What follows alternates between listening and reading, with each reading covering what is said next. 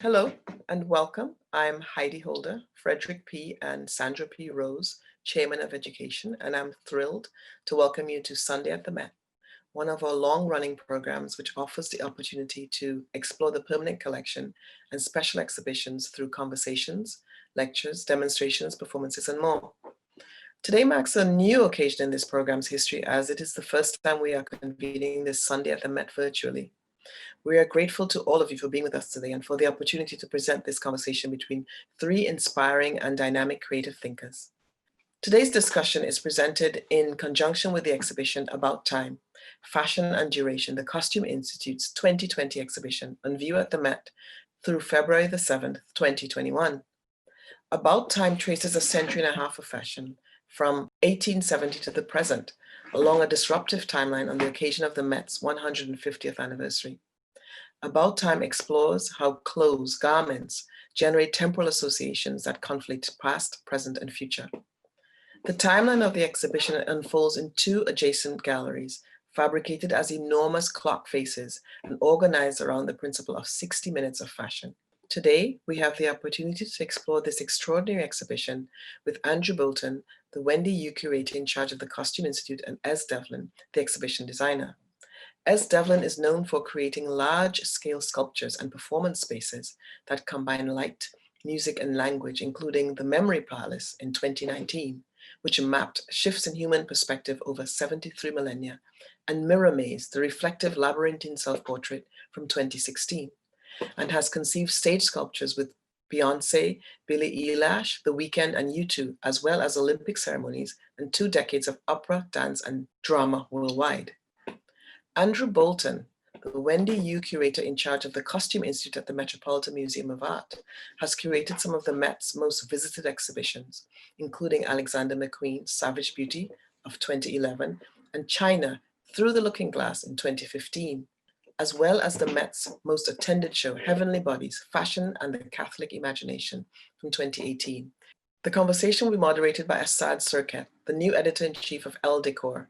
Before taking the helm at Elle Decor, Asad ran business operations in New York for Hem, an independent Swedish furniture brand and design studio, and served as deputy director at Curbed. On behalf of the Met's Education Department, my sincere thanks to all of you for joining us today. Thank you so much for that introduction. Let's start at the beginning, of course. I'm curious to hear and maybe to have you both explain how this collaboration came to be. I think viewers will really kind of love hearing that story. Well, I'll start then, and then I can hand it over to Ez. Well, I've been wanting to work with Ez for many years, and we actually approached her to work with us on the camp exhibition last year. But Ez had other projects, and I think I asked her very late in the day.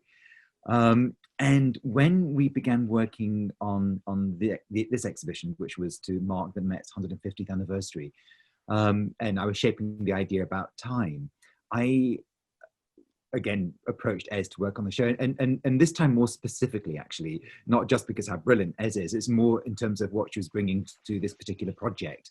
You know, originally the idea for the exhibition was to design a maze, and it was very much inspired by a scene in Sally Potter's Orlando, where Tilda Swinton enters a maze in a Robala Polonaise in the 18th century, and as she runs through the maze, her clothes change and she ends up in 19th century England.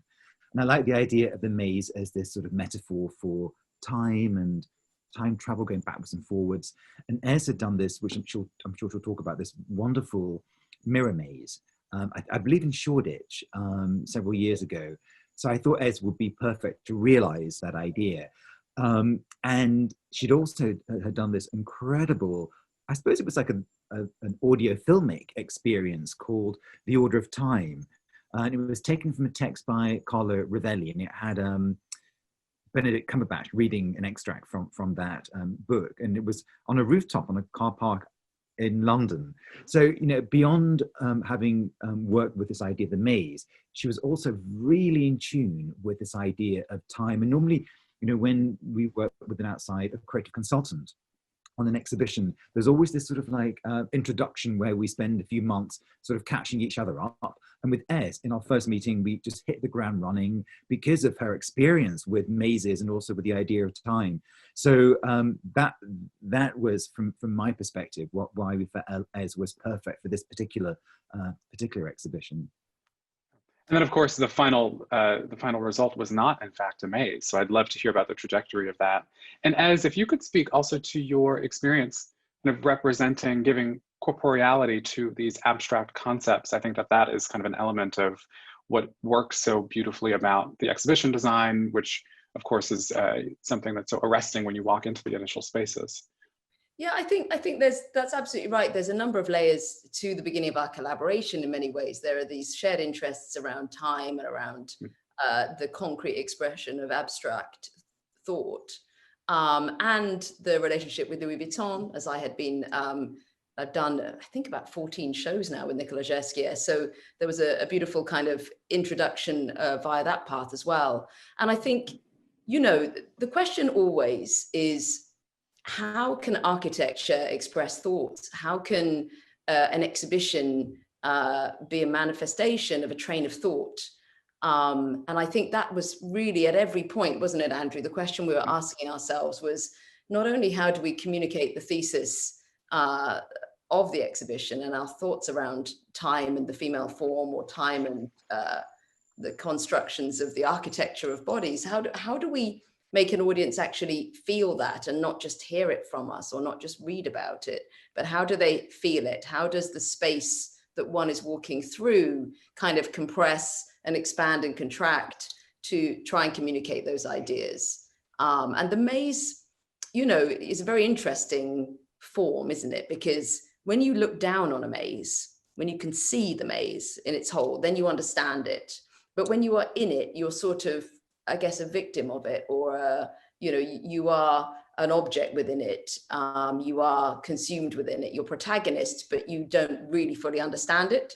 So again, those questions of to what extent is the audience, you know, feeling it, consumed in it, and to what extent are they able to actually look down on it and gain an understanding of the forms of it? And I think in the first instance, you know, maybe Andrew, to talk about text, because actually, you know, we began with words, didn't we? We really began with Virginia Woolf and some other quite critical texts that may be worth sharing in terms of how you arrived at the thesis of the piece, really. Yeah, I think it was, you know, just to backtrack a little bit, you know, the idea, you know, it was the Met's 150th anniversary, and I wanted to do an exhibition that was highlighting the Costume Institute's permanent collection, but I didn't want to do a traditional masterworks exhibition. You know, I wanted to interpret the collection through a theme that I felt was more relevant and that reflected the fashion zeitgeist. And as we know, you know, time has dominated discussions within our community for several years now, and they've always centered around the accelerated production or circulation or consumption of fashion, you know, to meet the sort of commercial demands of this 24/7 life that we're living. But they've also had a very detrimental effect on creativity and the environment. So we wanted to sort of explore the sort of temporal character of fashion from a historical perspective. So that's where we came from originally. And as Ed said, you know, I was very, you know, I think more than any other writer, Virginia Woolf has, you know, she became the ghost narrator of the exhibition, but I don't think that there's any other author who has engaged so consistently with the concept of time in their writings. And you know, it's a major protagonist in her work. But what I found really interesting about Woolf and how it very much informed the exhibition was that her view of time changed as she matured as a writer. So in her earlier novels, you know, her relationship to time is very traditional. It's a very traditional view of time, where it's a chronological sequence of events, a sort of Baudelairean idea of time. And then as she matured as a writer, her later work was much more about the inner time, you know, the idea of the inner duration, Bergson's notion of time, the sort of subjective nature of time. So she made a distinction between the objective time of the clock and the subjective time of the mind. And it was really her writings that introduced me to Bergson, and also to somehow incorporate the Baudelairean time frame in the exhibition and the Bergsonian timeline in the exhibition through Virginia Woolf. So it was a very sort of a lot of, as I said, a lot of wordplay and a lot of influence from not just writers but also philosophers of time, when Virginia Woolf was writing. So it was a very complex and sort of heady idea. And what Ez and I worked with and sort of navigated was how we made that tangible, how we made those ideas, the Baudelairian, the Bergsonian, and the Woolfian aspect of time sort of legible in our exhibition. And I think also we were, in terms of our exhibitions, we always we're very conscious of having a scenography that carries a narrative of the exhibition. So we were very clear that the scenography and the design would carry the themes of the exhibition and would amplify the narrative of the exhibition. And that's what we finally settled on in London. But just backtracking in terms of the maze idea, Ez and I were both in London working on the maze. We spent a couple of months working on it, and I got a phone call from the Met. Remember Ez? And it was from Lauren, and Lauren was working with us, and she said, Holt, the New York Fire Department got wind of this idea, and it's a fire hazard. You can't pursue the idea of the maze. And what's incredible about Ez, within a minute, she took the model off the table, and we began working on this concept of the clock. And within a second, I think you may have had 1 minute of like, oh my God, and then it was just, okay, let's get on now. And I think what Ez has done so brilliantly was to make those very abstract ideas tangible, and also to create an experience for visitors as they walk through it. So they were experiencing time as they walked through the exhibition. One thing that I found so striking as you walk into the space is that you immediately kind of understand what the spatial organization of the exhibition is. I mean, clocks and rounded forms and those kind of organic shapes are so human. They're things that we have an emotional connection with, even if intellectually you're engaging with writers that the audience may not be familiar with and ideas that the audience might not be familiar with. The essential forms of the space feel familiar, and that helps kind of propel visitors through the exhibition. I'd love if you'd speak a bit about the coupling that's done with each kind of segment of time and the segments of time that are filled with the beautiful garments in each of those kind of vignettes. Again, we wanted to reflect these two timelines in the exhibition. So the Baudelairian idea of time, which is this idea of time succeeding each other, this sequential chronological idea of time. And that became the first time frame in the exhibition. And the date is, we started in 1870 when the Met was formed, and we end in 2020. So the first sort of time frame is this Baudelairian idea and this notion of fashion being about obsolescence and novelty and change, this continuous forward-moving approach to time. And the second timeline are a series of interruptions or disruptions that relate to the chronological time through material or through technique or through decoration silhouette. So they have a sort of a formal connection to the Baudelairian timeline. And then we divided it into 60 minutes. So that there's basically 60 pairings. So in a way, what might be an easy way of looking at it is if the first timeline, the Baudelairian timeline, is this linear approach to fashion, and the disruptions or interruptions are more the sort of cyclical nature of fashion, and how fashion is, doesn't really repeat itself, but it reinvents itself and recontextualizes itself. So those are the struggles that as really had to, was really her brief, was how do we have these two timelines running parallel to each other, and to make the pairings legible, because what we wanted to do was also, when you see the pairings, what's extraordinary about seeing a dress from the 1870s and a scapula from the 1930s, it sort of halts time. It talks about how the past and present can coalesce together, and in a way takes you outside of time. So that was a sort of design challenge that Ez worked with, all those different types, all those layers of meaning, really. Ez, did you want to add to that answer? Yeah, I mean, I think your question is absolutely valid in that there's a lot to take in. And, you know, you make the point that when you enter the space, there's information that your body takes in, even before your mind kicks in. And we talk, don't we, about, you know, this part of the mind that takes things in at a logical level, the frontal cortex, and then the old lizard at the back that just feels stuff, you know, and hopefully the old lizard, you know, is locked in as soon as you enter the sort of dark tunnel that is a kind of preparation, a sort of immediately you enter the space, there are these calibrating strips of light that start reminding you that your journey is calibrated into steps, just as your time is calibrated into, you know, fractions of minutes and seconds. And then when you arrive in the first circular space, as you point out, Asad, you're very familiar with this kind of curvature around you. It at once protects you. You feel somehow that whatever you're going to learn in this space, you're held within it. And then there's this sound, this kind of, you know, brass against wood, the kind of comforting sound that all will be well. You know, that sound of the ticking clock, the quality of the resonance of wood and brass. There's a quality of, you know, we understand what time is, we think we understand the calibrations of it, a sort of, you know, what our attitude to time was for a period, you know. And if you think, clocks are actually quite a recent invention, you know, there were so many other ways, weren't there, of calibrating our day before the arrival of a mechanical clock. It's hard for us now to remember that there was ever any other means of calibrating, you know, but there were, of course. So this, you know, hopefully sets you into a state of solidity and almost predictability as you then, you know, make your way around, which then hopefully can be somewhat shattered as we enter the next space.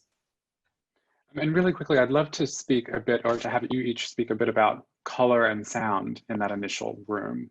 The color is this kind of incredible earthen, deep, almost like a reddish,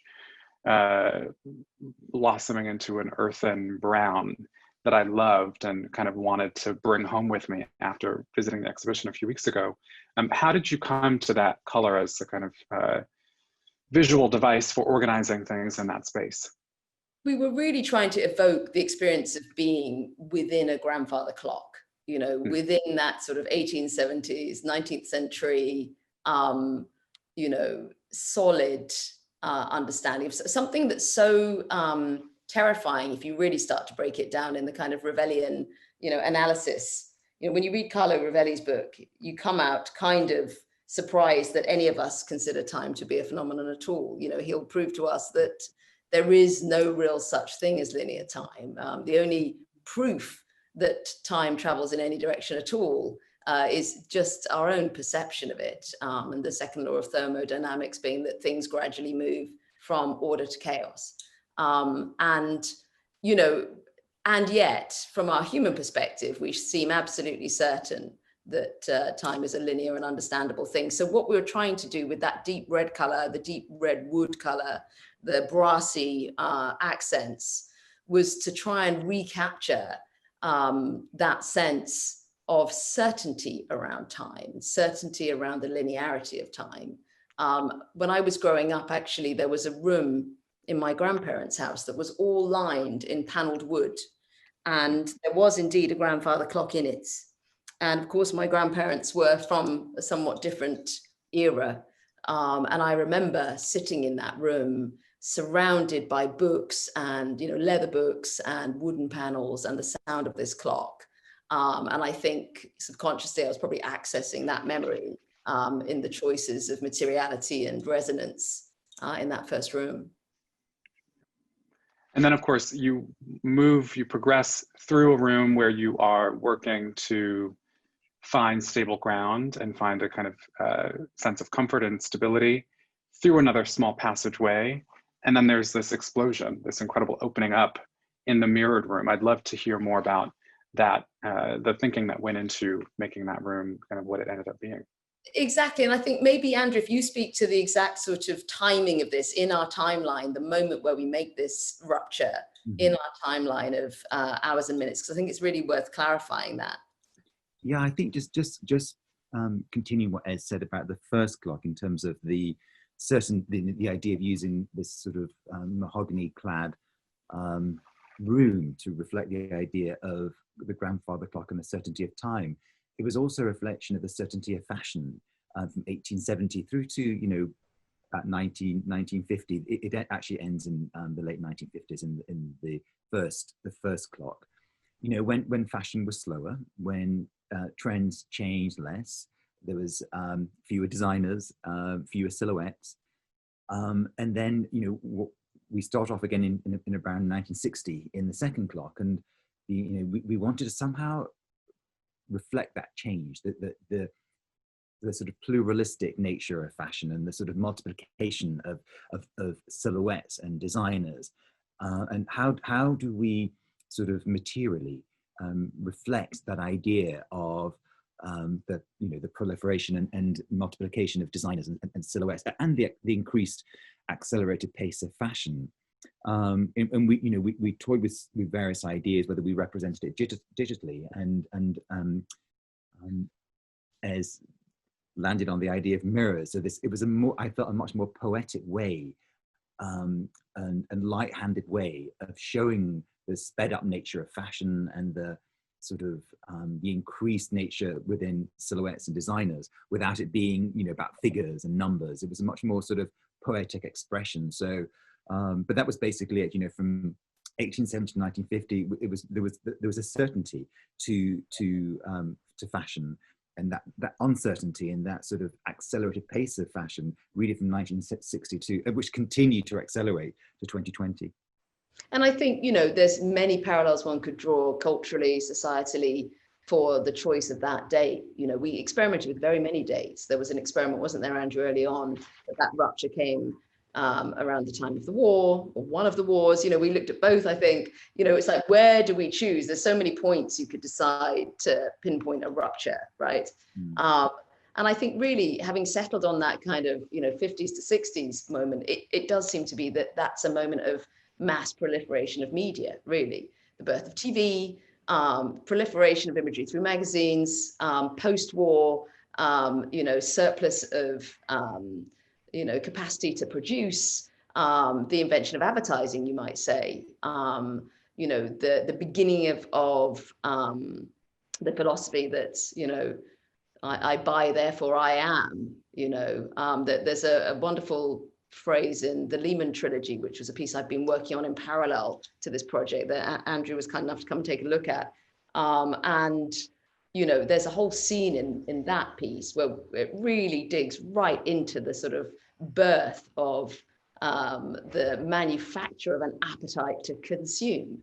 And the work of Adam Curtis, The Century of the Self, actually pinpoints the moment where there was an absolute drive, of course, to manufacture desire for stuff, to manufacture want, because so much in the war years had been around consumption based on need, and scrimping and making, do, and mending, and then this emergence out of that sort of war year period into the 50s and 60s of in a deliberate use of advertising to manufacture need and desire for more, and really that tunnel that we go through, the black calibrated tunnel, is almost like a kind of suspense, anticipation, and then out we come, and you don't know where to look. Your gaze, having been quite solidly held from one beat of the story to the next, is then fragmented in every direction. And by the way, you're implicated, because those slices of mirror also cover you, also implicate you in the story, because from here on in, you might have been there. if you're an average viewer, maybe you were there, maybe you were one of the people implicated in this story of explosion of consumption in some ways. You mentioned your Lehman Trilogy project, and that is so much a meditation on capitalism, and technology is a huge driver for any consumption. And I think about kind of the 1950s as the beginning of kind of a new understanding of technology as a tool, as a kind of source of wonder and interest and awe and beauty. and how all of those things kind of dovetail with fashion, with architecture, and also our relationship with time. You know, technology has so affected how we perceive time, our understanding of time as something greater than just the linear thing we've kind of assumed it has always been. And one thing that I noticed that was so effective about the mirroring is, you know, as you get the viewer to kind of renegotiate their understanding of time, you've also had them renegotiate floor and ceiling. So I did a lot of looking up in that space and seeing myself looking up at myself from the floor into the ceiling was this incredibly kind of moving, visceral experience. And I'd love to hear more about, you know, what the mirrors did for, you know, you mentioned kind of implicating the viewer in that, and I'd love to hear a bit more about that from both of you. As I should say, we should talk about the practical side of the mirror as well, in terms of, you know, the space is rectangular, and originally what Ez and I wanted to do was to have one huge clock, you know, but the space couldn't accommodate that. So Ez had the idea of doing 2 clocks. 1.5 clocks, really, isn't it? Sort of one circular clock and one half clock, and the mirrors reflect that to create one full clock. So it also had a practical sort of implication as well. That's exactly right. As Andrew describes, the clock in the mirrored room is a half clock, and the circle is completed in the reflection. And you're absolutely right, Asad, that the you know, reflection of oneself inverted, I hope invites you to look to a distant inverted version of yourself, you know, to a version where one's perspectives might have shifted, you know, a version where, you know, this is another world, you know, version of what any of these visitors, you know, choices they might choose to make in the future. And I think, you know, mirror itself is interesting. We're using it in 2 ways in this exhibition. We use it materially. So when you have those slices of mirror, forming the backing to each exhibit, that's mirror being, you know, presenting itself as a material. And really this story of my relationship with these facet bits of mirror started in Coco Chanel's, you're going to remind me the address now, Andrew. Rue Cambon. On Rue Cambon, in her famous showroom, where she famously stood on the stairs and was able to look into the mirror and see, you know, what was going on in the showroom behind her and view the expressions on the attendees' faces and stuff. And I was invited to visit that showroom by Chanel in 2016. And that led to the creation of the first mirror maze that Andrew referred to. So, you know, the mirror itself in this exhibition certainly is drawn from its origins in a use in fashion, but it's a very material presentation. It's saying, hello, I'm a wall, I'm made of mirror. Now, the mirror that we're using on the ceiling and on the walls is actually trying to behave in a different way. It's trying to say, I'm not really here. The room is just twice as high as you thought, right? So it's 2 different uses, and it's 2 very different materials. The one on the ceiling is a stretched mylar material, which, you know, gives the illusion of, you know, doubling the space, whereas the slices that we're using, you know, are very much more presenting themselves as, you know, mirror that you might relate to in a showroom. So I think that sort of conversation between ephemerality and presence, you know, is it an idea or is it a thing? Does it leave a carbon footprint or does it not? You know, those kind of conversations are sort of being had between those 2 uses of the mirror. And just to your piece about technology and fashion, it always, you know, interests me that the word technology comes from the Proto-Indo-European root TEKS, tex, which is, of course, you know, the root of the word textile.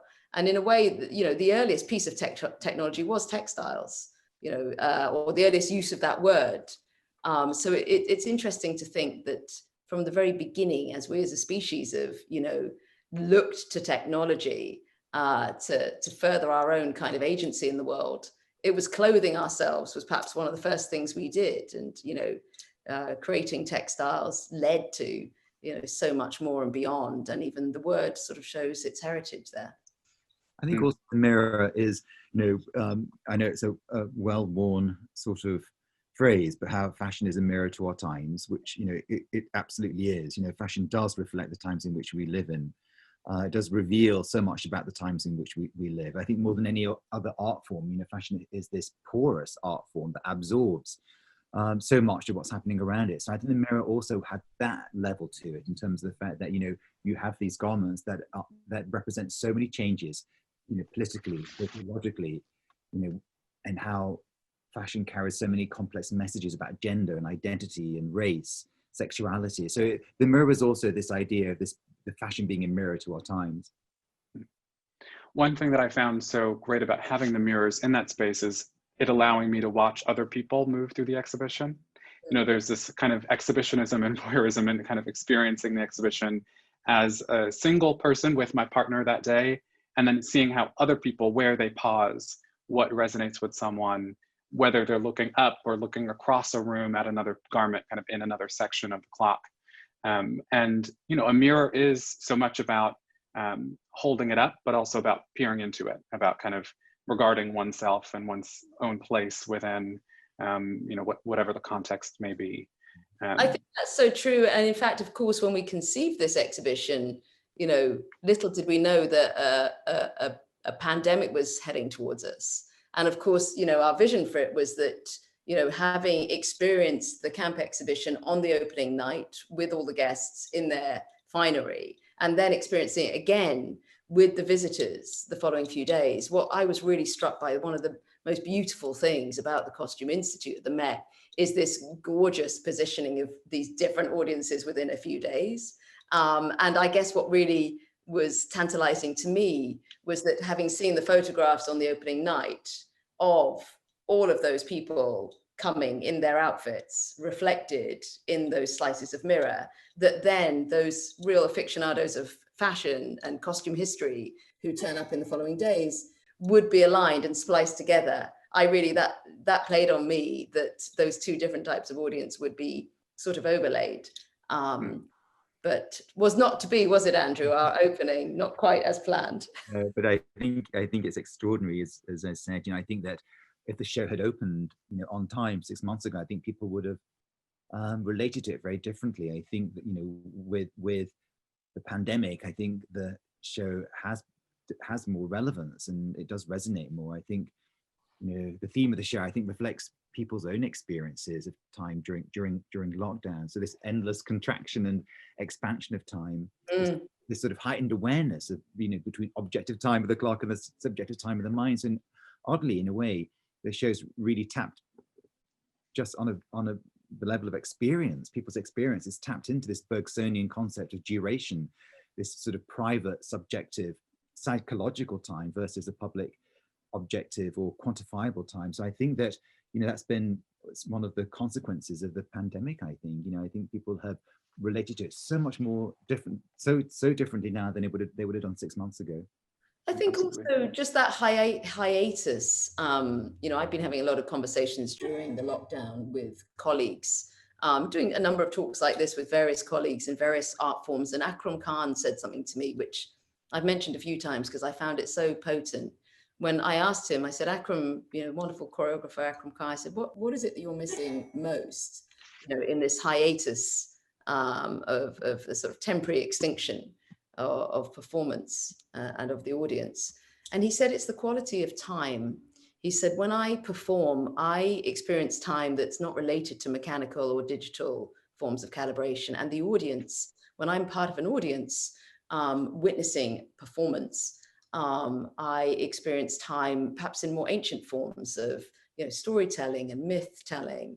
And it sort of reminds us that digital and mechanical forms of calibration of time are recent things. And I think even the hiatus we've had from visiting museums and from visiting art galleries, when we do take our first steps back in, and for many people, stepping into this exhibition, I guess, is the first, you know, step taken into an exhibition space since the lockdown. The quality of time telling that happens to you when you're handing yourself over to a curator, to an exhibition designer, who will, you know, take your hand in a way through the spaces that have been created and lead you through at a pace that's different to the timekeeping of clock or digital or mechanical. So yeah, I think that's right, Andrew. I think hopefully this is a sort of re-immersion back into, experiencing culture through architecture and through exhibition is hopefully been positive for people.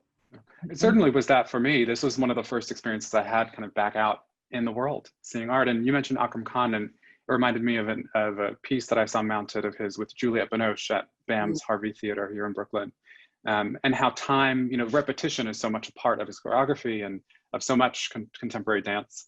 Time ends up being really a thing that we mark with our bodies. And you said this, you hinted at this, and both of you have spoken about this in a fashion context. One of the things that I found so interesting is mirroring of silhouettes, but with incredibly different technology applied to achieve the same silhouette. So in one vignette, there's that great Charles James ball gown paired with an Iris van Herpen gown in PVC.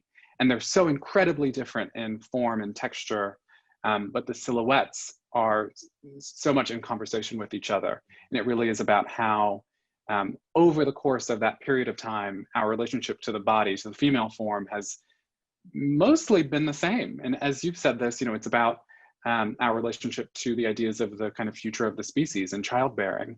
And I find that those kind of connections are so potent across time, and that they're kind of marked by our kind of progression and our understanding of the human form and how that's kind of manipulated and expressed in the clothing as well. Well, it was really brought home to me what you've just said by the experience that Andrew initiated me in, because I'd never stepped into the Costume Institute before. And Andrew, do you remember the first time you took me into the, one of those rooms with people wearing gloves, the drawers full of the flattened garments, and then you witness on the stand these garments which were flat, sort of being breathed into life. And, I had sort of been taught, I guess, when I was undergoing my kind of theatre design training, we were taught the history of costume and the history of architecture side by side. And we were always taught about a period of architecture in relation to the period of costume, because they were trying to, make those connections for us in the teaching, which I found very helpful. And it was never more than being in that room, Andrew, that you took me into. I forget which room it was, but seeing a flattened costume in a drawer and thinking, oh my goodness, this entire costume archive is sort of like a series of architectural flattened ground plans, all stashed flat. And when you want to sort of bring them out to exhibit them, you have to almost pop them up. You have to, and the beauty of seeing your people at work, where they are with such care, breathing life into these objects by stuffing them carefully full of tissue paper, hanging them, almost, blowing them up. Like balloons. And it really struck me that to understand that sequence of pressure points, I guess. I mean, I may be taking it too far in my interpretation here, and Andrew, you should speak to this, but it strikes me, that it does seem to be a reflection of pressure on a body. Is the pressure such that the shoulders go up, or the boobs go out, or the butt goes out, or the waist goes in, the hair goes up there. If you were to look at it in a sped up kind of time lapse, the body just does this. And isn't it interesting that the areas that seem to take the most compression, extraction, seem to be the areas that relate to childbirth? It seemed interesting to me. I think it's interesting. I think what we tried to do with the pairings was to show that, fashion very much is about the contemporary, it's about the here and now. So in the first silhouette, for example, where you had a bustle dress from 1870, we paired it with a bustle silhouette from Schiaparelli from 1939. But what's interesting is, even though there's how many years different, 60 years, 70 years different, the Schiaparelli was so emphatically late 1930s. In terms of, it had the bustle was formed by no understructure. It was just through the manipulation of the fabric. The silhouette was very 1930s, late 1930s. So even when fashion looks to the past and co-opts a bustle or a princess line, it's so emphatically of the period. It's so emphatically 1930s. The same with the princess line, which was a very short-lived fashion for 5 years, really, from 1876 to about 1881. And it was a silhouette that really took away the waist seam. So it had this very elongated torso, very form-fitting elongated torso. And we paired it with McQueen's bumpster. Because basically, if you were to chop off the top bit of the princess line dress, you'd have a bumpster. So McQueen was exploring the princess line. He was exploring the elongated torso and a very extreme manifestation of it. And I love the fact that, when fashion does look backwards, when fashion does look into itself, it's always done with a contemporary eye. It's always done with the aesthetics of the time. And I think that's what makes fashion so extraordinary and such a potent art form, is the way it can respond to time so immediately and so quickly, to our times in which we live in so quickly. So somebody asked me at the press preview, isn't fashion just about repeating itself? And I don't think it's that at all. It's all about reinvention. It's not recontextualization. It's not about repetition. It's about reinvention. And I think that I hope that's what you see in the exhibition, that these pairings show the linear and cyclical nature of fashion, but also the fact that fashion is this incredible barometer to our times, and it acts as a really acute and really sensitive timepiece. So I think that's what I found is interesting is this, is the just how much you can look at a particular dress and it's so emphatically of that moment, and how there's these folds in, and Ez and I talked about it very early on, what we wanted to do with the maze idea originally was to fold in decades that related to each other. So you go through the 1920s and you'd have some sort of maze-like structure that would take you into the 1960s, because the chemise dress was basically, the mini dress was a continuation of the chemise dress. So these falls in time through decades of time, the 1880s and the 1980s, 1880s, which was this time of excess and sort of blatant displays of wealth, which reoccurred in the 1980s. So the maze idea originally was this idea of having these time periods folding in on themselves through fashion. But again, very much this idea of how fashion is this acute and sensitive timepiece. And then, of course, in the last room, we have a kind of an alcove, which I found we've gone from an expansive space after a more kind of cocooning one to an alcove that helps focus energy and focus the viewer's eye. And I'd love to hear a bit more about that specific space.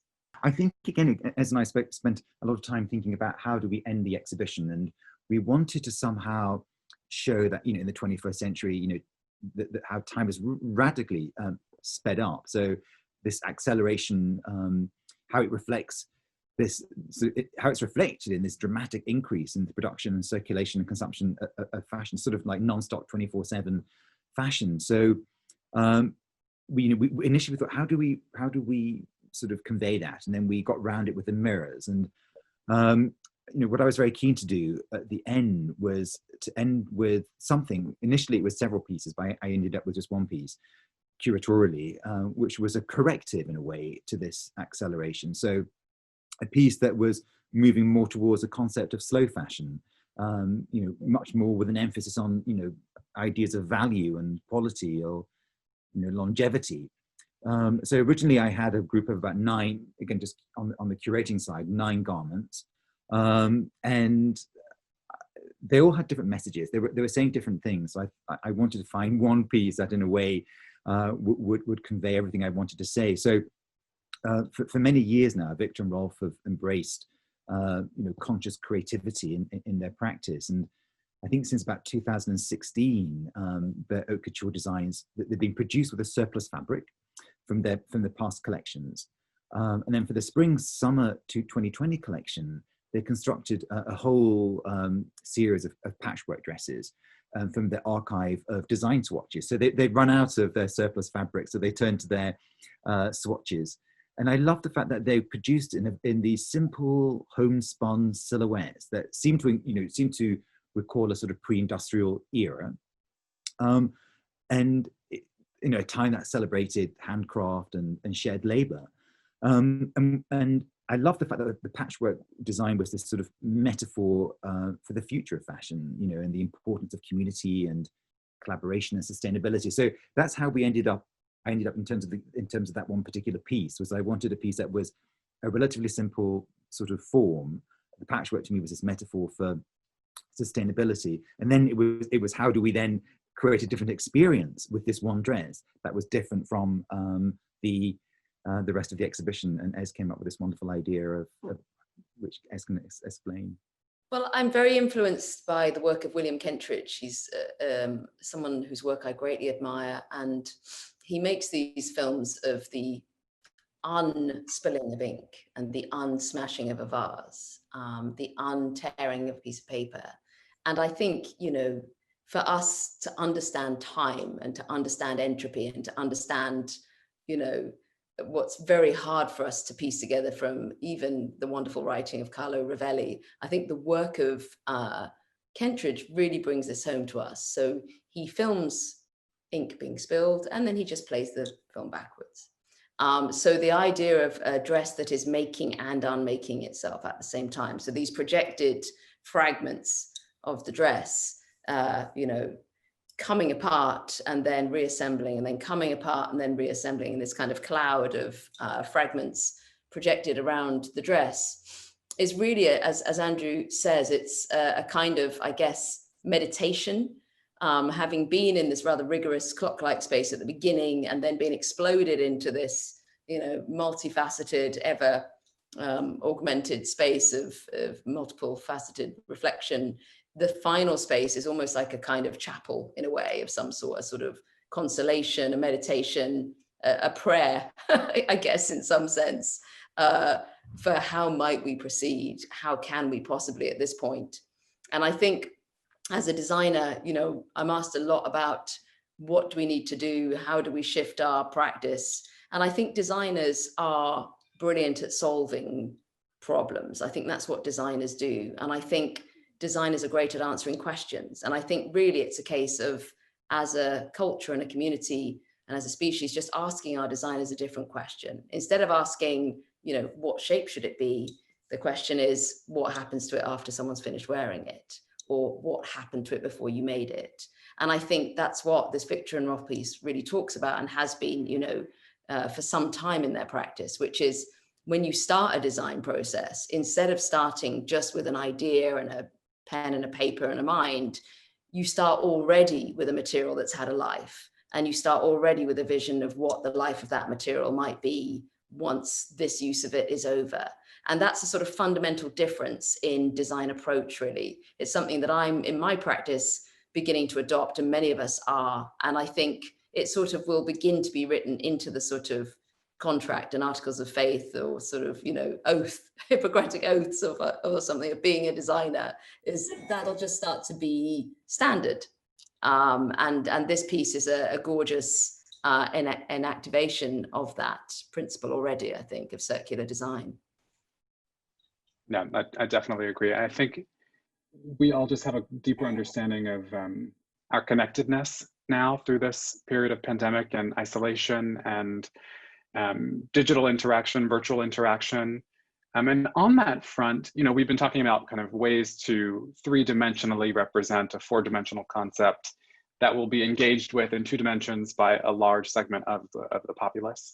And I'm curious about how, and as you've begun to speak about this a bit, but just how knowing that people would be engaging with so much of this exhibition design 2-dimensionally, whether that was in an image or through a screen, how that kind of informed the entirety of the exhibition design. I mean, much of what we make, even pre-pandemic, is engaged with digitally, isn't it? I mean, I give you the example of the work of Yayoi Kusama, who's clearly a big influence on my practice. In 1990, I'm going to say 6, I was working on an opera at the Guildhall School of Music and Drama, and the young opera director, at the very beginning of my practice, said, "Oh, I'm going to show you this book." And he rummaged around in his shelf, and he had an old out of print edition of the work of Kusama. At that time, in the mid-90s, you couldn't buy Yayoi Kusama's books. You know, this was not work that you could easily access. You had to sort of go through a secondhand bookshop or something. And then just think of how that work has now proliferated through the means of the network of proliferation of people's handhelds, devices. You know, that particular artist has uniquely, and then one can think of many other artists, but hers particularly because, you know, the work existed, just people didn't know about it. So, you know, the viewer being the protagonist of the work, especially when one is working with mirror, and the viewer, you know, taking a self-portrait within the context of an artist's work, and making themselves the protagonist of it. And then, you know, the work actually then being appreciated by people online through the self-portraits of others is something that's been going on since the invention of the camera phone, actually, in the, you know, early 2000s. So I think what you're describing is kind of, yes, an acceleration of something that was already well underway. So of course, when we were conceiving this exhibition, we didn't know a pandemic was coming. We had already built much of it before we got locked down in March. So already though, I think our understanding was that the work would reach an audience through two-dimensional digital manifestations and photographs and self-portraits. So we certainly had that in mind, I would say. Andrew, would you say that's fair? Absolutely, absolutely. I think the mirrors definitely are a nod to that kind of looking into, and also having things reflected back at you through that looking device. And I found it quite beautiful. And I will just say, and I'm not just saying this because you're on the call, as I was very moved by kind of stepping into that space and having it open up in the way that it does. And, you know, I mentioned this was one of my first kind of steps back into a space, a darkened space, to have a communal experience around art.